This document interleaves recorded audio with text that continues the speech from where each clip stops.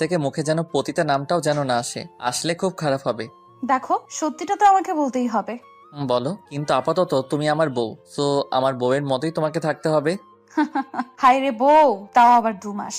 ওর কথাটা শুনে একটু অবাকই হলাম। তারপর ওকে বললাম, 2 মাস হোক আর 2 দিন হোক, এখন তো তুমি আমার বউ, আর এই 2 মাস তোমাকে আমার স্ত্রীর পরিচয় থাকতে হবে। বলতে মেয়েটা কেমন অবাক দৃষ্টিতে আমার দিকে তাকিয়ে আছে। তারপর ওকে খাট থেকে নিচে নামালাম আর হাত ধরে টানতে টানতে বাইরে নিয়ে যেতে লাগলাম। ও শুধু অবাক হয়ে আমার দিকে তাকিয়ে আছে আর হঠাৎই বলে উঠলো, আমাকে কি কোথাও নিয়ে যাচ্ছো? আমার সাথেই চলো। কোথায়? আমার সাথে গেলেই বুঝতে পারবা। তারপরই মেয়েটাকে ছাদে নিয়ে গেলাম। অনেক রাত দেখে মেয়েটা একটু ভয় পেয়ে গেল, কিন্তু ছাদে উঠতেই ওয়াও, কি সুন্দর ফুলের বাগান, আর আকাশে কত সুন্দর চাঁদ উঠেছে। বলেই মেয়েটা আমার হাত থেকে ছুটে ছাদের উপর কেমন নিজেকে মুক্ত পাখির মতো মেলে ধরলো। ও একবার ফুলগুলোকে ধরছে, আরেকবার চাঁদের দিকে তাকিয়ে মিটিমিটি হাসছে। রাতে চাঁদের আলোতে গোলাপ ফুলগুলোর সৌন্দর্য আনিকার সৌন্দর্যের কাছেও হার মানছে। চাঁদের আলোতে মেয়েটাকে কেমন অপূর্ব সুন্দর লাগছে। সত্যি তখন আমি অনেক খুশি হয়ে গেলাম, কারণ মেয়েটা আজ খুব খুশি। তখন আকাশের দিকে তাকিয়ে আল্লাহকে মনে মনে একটা ডাক দিয়ে বললাম, আল্লাহ, এই মেয়েটাকে যেন সবসময় এমন হাসি খুশি রাখতে পারি, আর কখনই যেন ওকে কষ্ট না দেই। বলেই মেয়েটার দিকে তাকালাম। ঠিক তখনই দেখলাম মেয়েটা এক জায়গায় কেমন জড়সড় হয়ে কান্না করতে লাগলো। হঠাৎ করে ওর এমন আচরণ দেখে ভয় পেয়ে গেলাম, আর ও তখন আমার সামনে এসে বলতে লাগলো, প্লিজ আমাকে এখান থেকে নিয়ে যাও, আমার সহ্য হচ্ছে না। হঠাৎই ওর মুখে এমন কথা শুনে আরো বেশি অবাক হয়ে গেলাম। একটু আগে যে মেয়েটা অনেক হাসি খুশি ছিল, আর মুহূর্তেই ওর কি হয়ে গেল? নিজের পুরনো খারাপ অতীতটা তাকে কষ্ট দিচ্ছে না তো? এই মেয়ে কান্না করছো কেন? কথা বলো। আমাকে এখান থেকে নিয়ে যাও। কিন্তু কেন?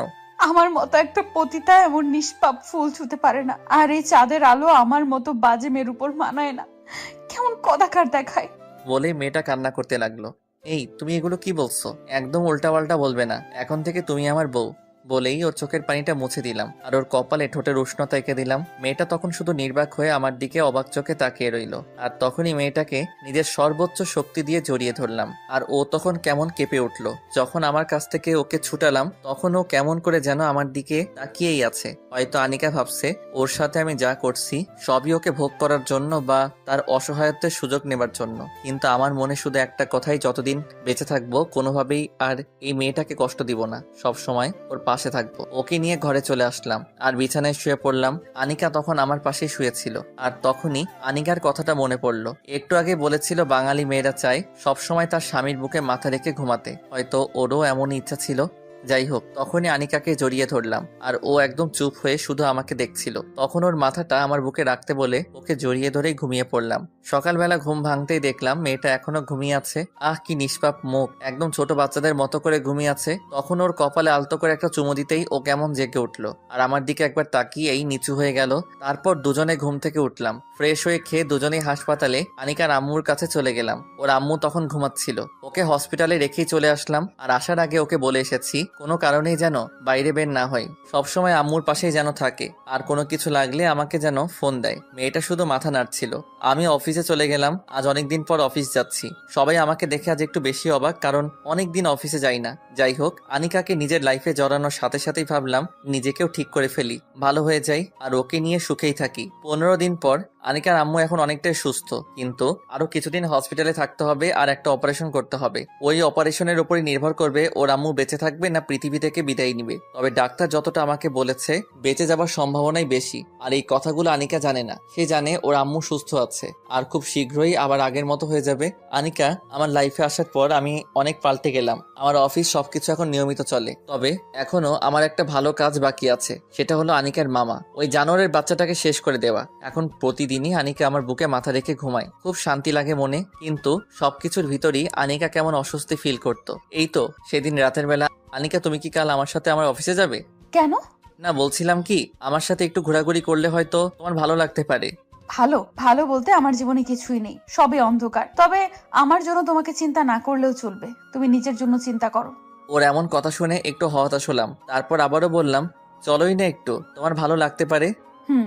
পরের দিন সকালে আনিকাকে নিয়ে অফিসে গেলাম। সবাই কেমন আমাদের দিকে হা করে তাকিয়ে আছে। আমার সব ফ্রেন্ডদের সাথে ওর পরিচয় করিয়ে দিলাম আর সবাই আমাদেরকে স্বাগত জানালো। ঠিক তখনই আমার অফিসের ম্যানেজার আমার ওখানে আসলো। উনি আসার পরে আনিকা কেমন অস্থির হয়ে যাচ্ছিল, বারবার নিজেকে আড়াল করতে চাচ্ছিল। ঠিক তখনই ম্যানেজার বলে উঠলো, স্যার, এই বেশ্যাটা কে আর এখানে কেন? সবার সামনে কথাটা বলতে আনিকা কেমন ভয়ে কাঁপতে লাগলো, আর আমার মুখের দিকে তাকিয়ে থরথর করে কাঁপতে লাগলো। সবাই তখন কেমন করে যেন আনিকার দিকে তাকিয়ে রইলো। আনিকার চোখ বেয়ে বেয়ে গাল দিয়ে তখন পানি বের হচ্ছিল। ওর চোখে পানি দেখে নিজেকে ঠিক রাখতে পারলাম না। ম্যানেজার সাহেব, ভদ্রভাবে কথা বলুন। এভাবে কথা বলার অধিকার আপনাকে কে দিয়েছে? স্যার, যেটা সত্যি সেটা তো আমাকে বলতেই হবে। এই মেয়ে একটা পতিতা, চরিত্রহীনা, আর ওর সাথে আপনি কত টাকা দিয়ে ভাড়া করেছেন? মালটা কিন্তু... কি বললি কুত্তার বাচ্চা?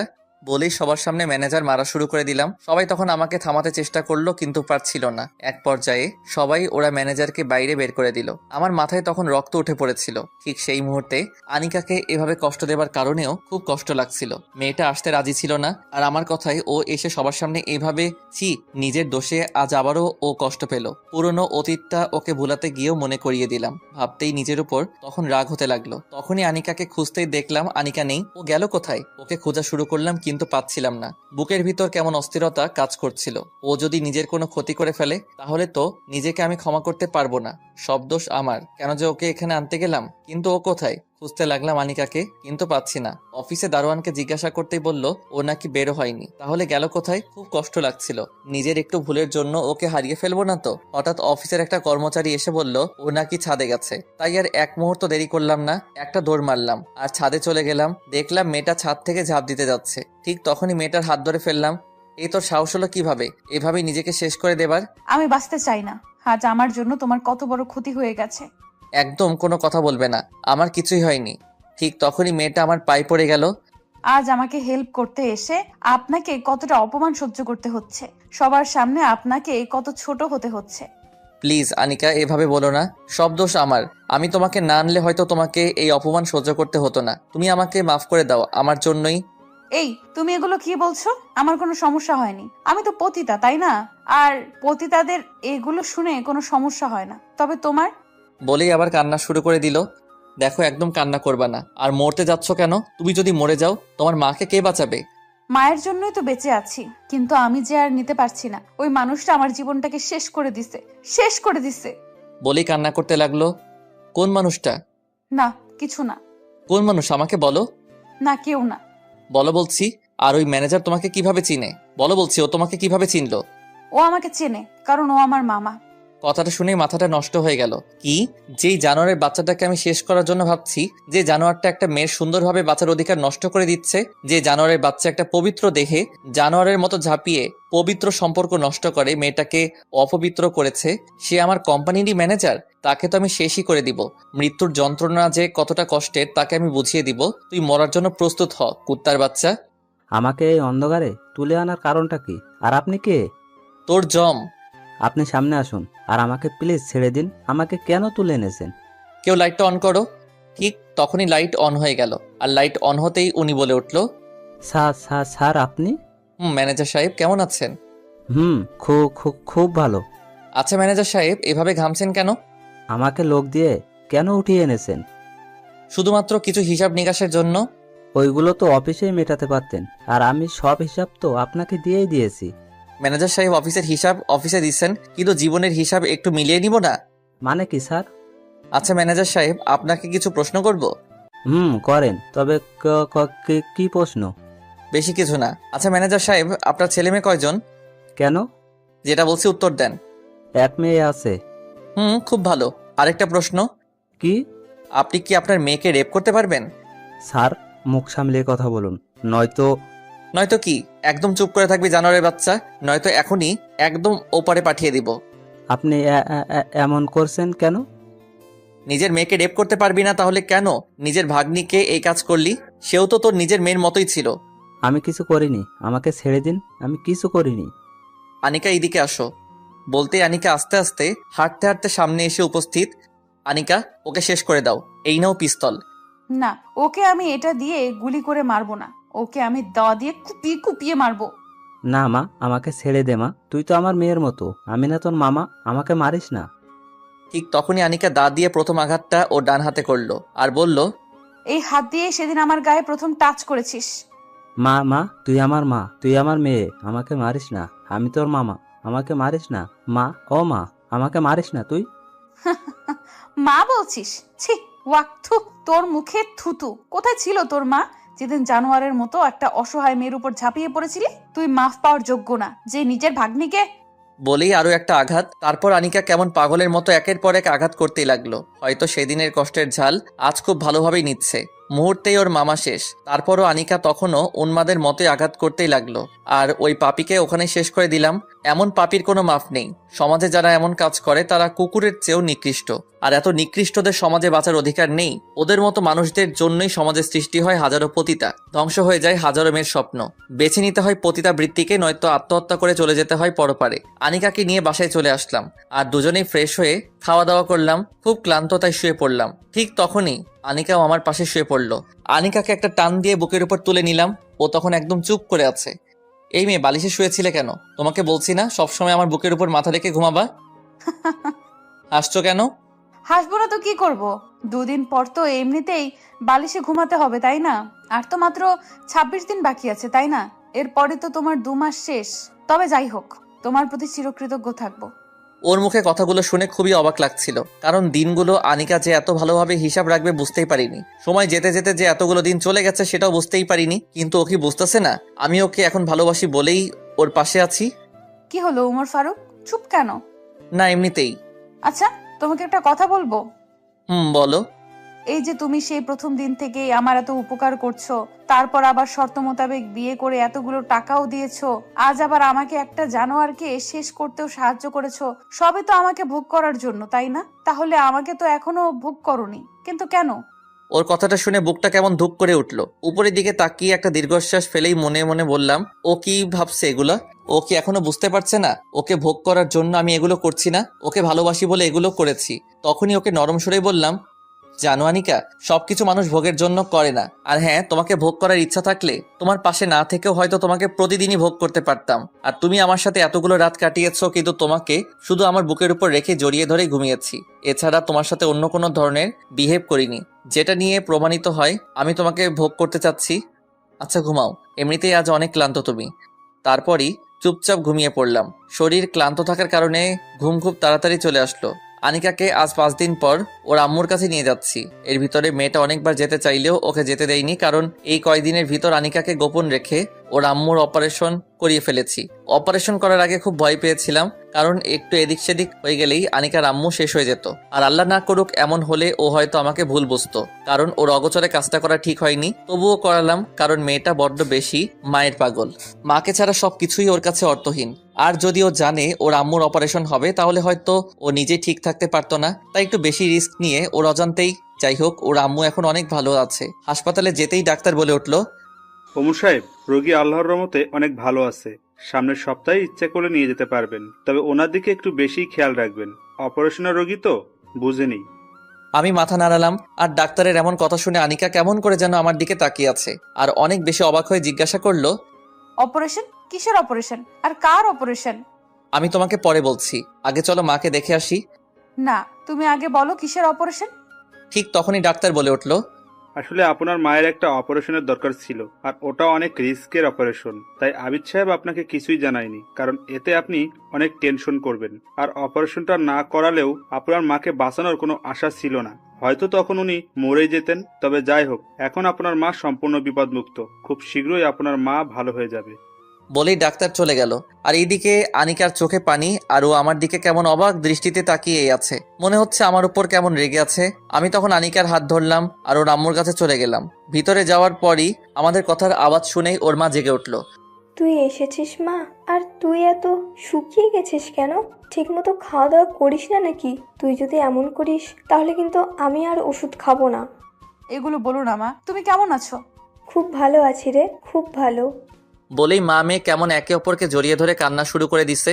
আর আনিকার মা কেমন করে আনিকার কপালে চুমু দিচ্ছে আর কেমন করে বুকে আগলে রেখেছে। ওদের এই দৃশ্যটা দেখে নিজের অজান্তেই চোখ দিয়ে চোখের নোনা পানি বের হয়ে গাল বেয়ে বেয়ে পড়তে লাগলো।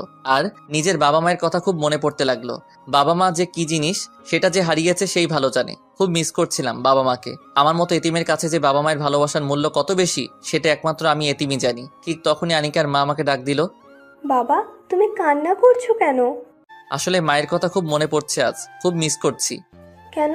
তোমার বাবা মা কোথায়? না, ছোটবেলায় তারা মারা গেছে, এতিম করে চলে গেছে আমায়। কে বলেছে তুমি এতিম? আমি কি তোমার মা না? এইদিকে আসো বাবা। তখনই দৌড়ে ওনার কাছে যেতেই উনি আমাকে জড়িয়ে ধরে বলতে লাগলো, আজকে থেকে তুমিও আমার ছেলে। কি শান্তি, কলিজাটা জুড়িয়ে গেল। তখন আমি বললাম, আচ্ছা আমি কি আপনাকে আজ থেকে মা বলে ডাকতে পারি? কেন পারবে না, অবশ্যই ডাকবে। খুব খুশি লাগছিল। আর তখনই একটা ফোন আসলো। আচ্ছা মা, আমি একটু বাইরে থেকে কথা বলে আসছি, আপনারা কথা বলুন। যাও বাবা।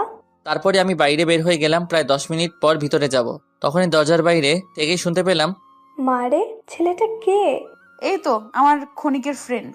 মারে, ছেলেটা অনেক ভালো রে। তুই জানিস ছেলেটা এই কয়টা দিন কিভাবে আমার পিছনে খাটছে, কত সময় আমার পিছনে শেষ করেছে, আর একটা দিন আমার সেবা করছে। তোমার অপারেশন হয়েছে, আমাকে বলেনি কেন? আমি নিষেধ করেছিলাম, কারণ তুই শুনলে অনেক ভেঙে পড়বি। তবে যাই হোক, ছেলেটাকে আমার খুব ভালো লেগেছে। এমন একটা ছেলে যদি... থাক মা, আর বলো না। কেন? কারণ ও অনেক বড় লোক। তারপরও রে মা, আমার মনে হয় ওই ছেলেটা তোকে ভালোবাসে, নয়তো... মা আর বলো না প্লিজ। ওদের কাছে ভালোবাসার কোনো মূল্য নেই। ওরা বড় লোক, তাই ওদের কাছে মেয়েরা খেলার পুতুল। খেলা শেষ হলেই সব শেষ। আর আমি তার যোগ্য না মা। আর অসহ্য হয়ে আমি কারো পরিহাসের পাত্র হতে চাই না। বলেই মেয়েটা কেমন করে কান্না করে দিল। বাইরে থেকে কথাগুলো নিজেরই কান্না এসে গেল। তার মানে এতদিনে ওর মনে একটু ভালোবাসা আমি তৈরি করতে পারিনি, আর একটু জায়গাও তৈরি করতে পারলাম না, নাকি ওর অতীতের কারণে ও আমাকে ওর জীবনে জড়াতে চায় না। বাইরে থেকে একটা কাশির আওয়াজ দিয়ে ভিতরে ঢুকলাম। আমাকে দেখেই আনিকা তাড়াতাড়ি করে নিজের চোখের পানি মুছে ফেললো। আমি আর বেশি কিছু বললাম না। ভিতরে গিয়ে অফিসে কাজ আছে বলে বের হয়ে গেলাম। তারপর বাসায় এসে চুপ করে শুয়ে রইলাম। ভাবতে লাগলাম কি করব। ওর সাথে প্রায় 2টা মাস কেটে গেল, 10টা দিন মাত্র বাকি। এতগুলো দিনেও কি ও আমাকে একটু বুঝতে পারলো না? ভাবতে ভাবতেই বিছানায় ঘুমিয়ে পড়লাম। হঠাৎই কারো ডাকে আমার ঘুম ভাঙলো। চোখ খুলতেই দেখলাম আনিকা। আমার দিকে কেমন অবাক করার দৃষ্টিতেই তাকিয়ে রইল মেয়েটা। আস্তে আস্তে খাটের একটা কর্নারে এসে বলল, তুমি ঠিক আছো তো? তোমার কিছু হয়নি তো? কোনো সমস্যা? আর কখন বাসায় আসছো? একসাথে কথাগুলো জিজ্ঞাসা করলো। হয়তো আমি বাসায় এসে শুয়ে আছি আর ওকে জানাইনি বলে প্রশ্নগুলো করছে। এই তো হসপিটাল থেকে সোজা বাসায় চলে আসছি। অফিসে যাওনি? না। কেন? এমনিতেই। ভালো, কিন্তু আমাকে তো একটু বলতে গিয়েও আনিকা আর কিছু বলল না। কথাটা অপূর্ণই রেখে দিল। আনিকার প্রতি খুব রাগ হচ্ছিল। ও কি একটু বুঝতে পারছে না তাকে আমি কতটা ভালোবাসি? ও কি আমাকে একটু বুঝবে না, নাকি বুঝতেই চায় না? ওর প্রতি বুক ভরা অভিমান নিয়ে চুপ করে শুয়ে রইলাম। তুমি খাবে না? না খেয়ে শুয়ে থাকবা? তোমার খেতে ইচ্ছে করলে তুমি খেয়ে তারপর ঘুমিয়ে পড়ো। আমাকে আর ডাকবে না। তুমি খাবে না? আর আমি ডাকবো না কেন? ওই ডাকবে না তো ডাকবে না, আর একটা যদি ডাক দাও তাহলে। তোমাকে আর বলতে হবে না। আর আমি এইভাবে বলার কারণে লজ্জিত। আসলে নিজের অবস্থানের কথাটা ভুলেই গেছি। আর তো মাত্র একদিন, তারপরে তো চলে যাব। ওর চলে যাবার কথাটা শুনে বুক ফেটে কান্না আসছিল। খুব কষ্ট লাগছিল। মনে মনে বলছিলাম, হাই রানিকা, একটু রাগ দেখালাম বলে খুব সহজেই উল্টাপাল্টা বুঝে নিলে। কিন্তু তোমাকে ভালোবাসি বলে যে তোমার পাশে থাকতে চাচ্ছি, সেটা তুমি হয়তো কখনোই আর বুঝবে না। বলেই বুক ফাটা একটা দীর্ঘশ্বাস ফেললাম। এরপরও ও কয়েকবার ডেকেছিল খেতে, কিন্তু ওর প্রতি একটু রাগ নিয়ে আবার নিষেধ করার কারণে আর ডাকিনি। চুপচাপ শুয়েই রইলাম। বুকটা খা খা করছিল।